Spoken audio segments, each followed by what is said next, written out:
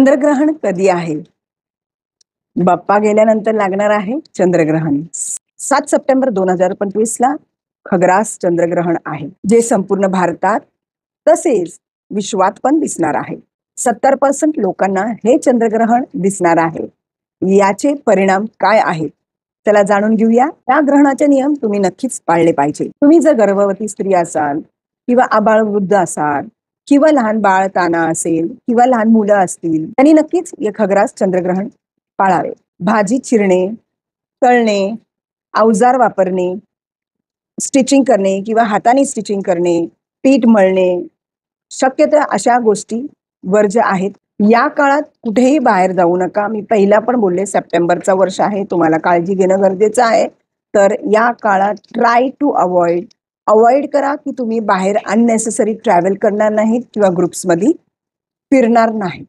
खूपच गरज असेल तर वेगळी गोष्ट आहे. मी कपल्सला सांगते की घरातला वातावरण खूप शांत ठेवा. कितीही मतभेद असतील, कितीही भांडणं झाले असतील किंवा घरच्या लोकांचे फॅमिलीज किंवा डिस्प्यूट किंवा पार्टनर्स बरोबर डोंट टेक एनी या वेळेस कुठलाही महत्वाचा डिसिजन घेऊ नका. शांतता राखा.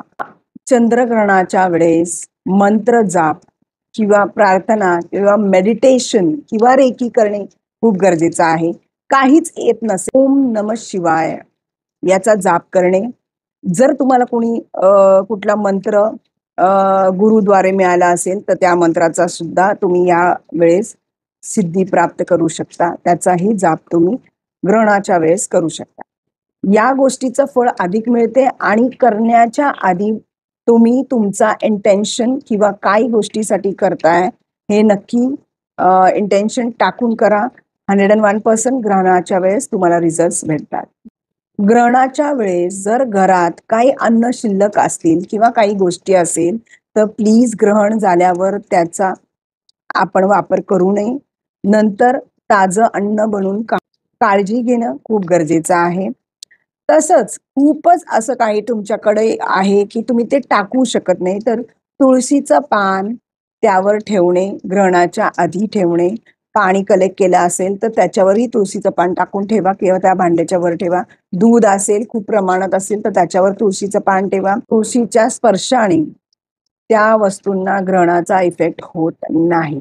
7 सप्टेंबर 2025चा चंद्रग्रहणाची वेळ रात्री 9:58 चंद्रग्रहणाची सुरुवात होते. रात्री 11:41 मध्य असणार आहे. हा काळ खूप महत्वाचा आहे तुमच्या मेडिटेशनसाठी, तुमच्या अफर्मेटिव्हसाठी आणि तुमच्या चांटिंगसाठी.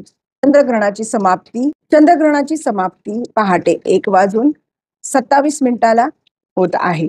तर हा पूर्ण काळात तुम्ही पूर्ण ड्युरेशन मध्ये तुम्ही मेडिटेशन करू शकता. तुम्ही स्वतःचा अफर्मेटिव्ह टाकून चांट करू शकता. वेगवेगळ्या प्रकारचे स्पेल्स करू शकता. तर या महत्वाच्या वेळेस तुम्ही तुमचं मॅनिफेस्टेशन करू शकता. तुमची सिद्धिया जागृत करू शकता. चंद्रग्रहणाच्या आधीपासून सूतककाळ 9 तास आधीपासून सूतककाळ चालू होत आहे आणि या सगळ्या गोष्टीचं काळजी घेणं खूप गरजेचं आहे. भारतात आणि भारताच्या बाहेरच्या देशात हा चंद्रग्रहण पाळण्यात येणार आहे. तुम्हाला हा चंद्रग्रहण पाळणं खूप गरजेचं आहे. सप्टेंबरचा महिना आहे आणि चंद्रग्रहणही आहे. तर please take care of yourself and your family. Thank you.